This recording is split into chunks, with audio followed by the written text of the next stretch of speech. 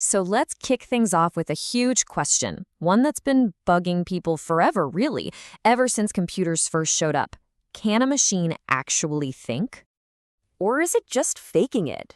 I mean, is there a real fundamental difference between actually having a mind and just being a super convincing actor? That's the big debate we're diving into today.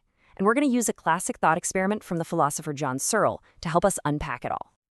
All right, first things first, let's get on the same page with some terms. John Searle splits the world of AI into two big ideas. On one side, you've got weak AI. This is the idea that computers are awesome tools for studying the mind. We can run simulations, test our theories. Pretty much everyone is on board with this. But then you have strong AI, and this is where things get really controversial. Strong AI claims that a computer with the right program isn't just simulating a mind, it is a mind. It literally, truly understands things. Now, you can imagine, that's a pretty huge claim, right? The strong AI proponents were really confident, and they had what they thought was proof. Let's take a look at their classic example, which is all about a simple story that happens in a restaurant. Okay, here's the setup. You give a computer program this little story. A guy walks into a diner and orders a hamburger, but when it gets to his table, it's completely burnt, so he gets super mad and just storms out of the place. Simple enough?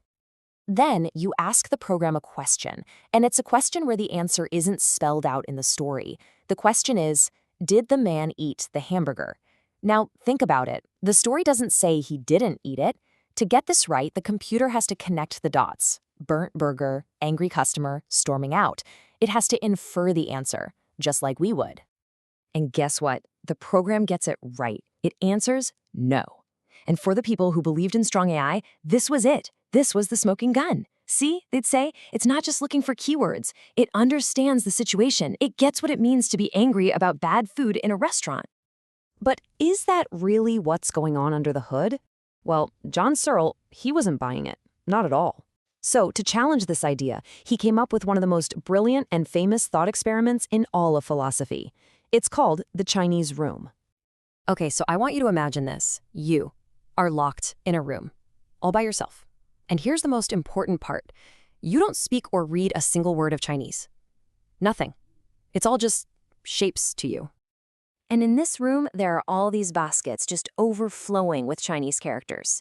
Now, to someone outside, these are words, sentences, ideas, but to you, they're just a bunch of weird, squiggly lines, totally meaningless. So here's your job. Someone slides a piece of paper with some of these Chinese symbols on it through a slot in the door.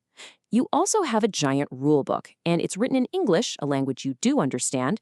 And this rule book basically says, okay, when you see this shape, go find that shape in the baskets and slide it back out through the slot. You're not translating anything, you're just matching shapes.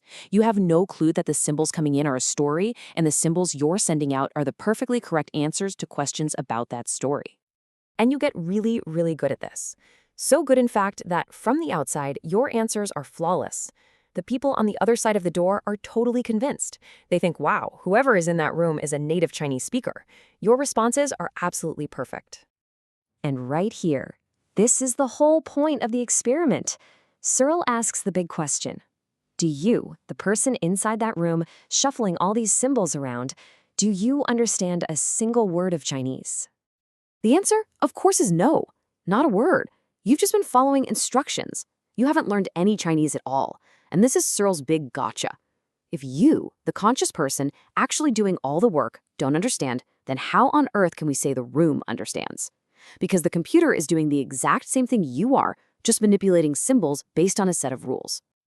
Okay, but the debate doesn't end there. The strong AI folks were not just going to give up. They came back with a counter-argument, and it's known as the systems reply. Their response is basically, hang on, Searle, we agree with you, kind of. The person in the room doesn't understand Chinese. You're right about that. But you're missing the point. The person is just one piece of the puzzle. They're like the CPU in a computer. It's the whole system. The room, the rulebook, the person, everything together, that's what understands Chinese. But Searle had a really clever comeback for this. He said, all right, fine, let's take that idea and run with it. Imagine the person in the room memorizes everything. The whole rule book, all the symbols, they do it all in their head. They get rid of the room, the baskets, everything. Now that person is the entire system. So does that person now understand Chinese? The answer is still a resounding no. Okay, so the system's reply didn't quite work. The next attempt to save strong AI is called the robot reply.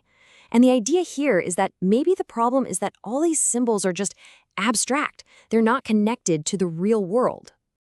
So what if we put the computer inside a robot, give it cameras for eyes, arms, and legs to move around?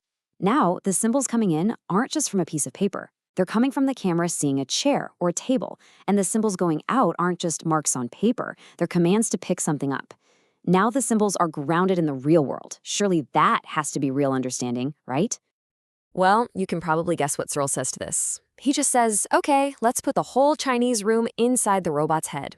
You're still in there, you still don't speak Chinese, and you're still just shuffling symbols. You might get a batch of squiggles, and the rulebook tells you to send out another batch, but you have no idea that the first batch came from a camera seeing a cat, and the second batch is making the robot's arm pet the cat. You're still completely in the dark. Giving the system a body doesn't magically flip the switch on understanding. So, if the system's reply fails, and the robot reply fails, if just running a program isn't enough to make a mind, then what is? This is where we get to Searle's big takeaway, his conclusion about what it really takes to think. It really boils down to two important words, syntax and semantics. Syntax is all about following the rules. It's about manipulating symbols based on their shape. A computer is a syntax machine. It's brilliant at it. But semantics, that's about meaning. It's knowing what the symbols refer to. Back in the Chinese room, you were a syntax superstar, but you had zero semantics. You had no clue that one of those squiggles actually meant hamburger. And that, right there, is the core of Searle's entire argument. You cannot get semantics from syntax alone. You just can't. Shuffling symbols, no matter how cleverly or how fast you do it, will never ever create real meaning. And since a computer program is just syntax, it can never be enough by itself to create a real mind. So what is enough? For Searle, it's biology. Thinking isn't about the software, it's about the hardware. He argues that real understanding, real consciousness, comes from the very specific, squishy biological properties of a human brain. He calls this the brain's causal powers. It's like you can perfectly simulate the digestion of a cow on a computer, but you're not going to get any actual milk out of it. The simulation isn't the real thing. And that leaves us with this huge, lingering question. If Searle is right, if a program is never going to be enough, what is? What are these special causal powers of the brain? Is it something we could ever, build into a non-biological machine? Or is there something fundamentally unique about us? That's the puzzle that this whole debate leaves us with, and it's a really big one.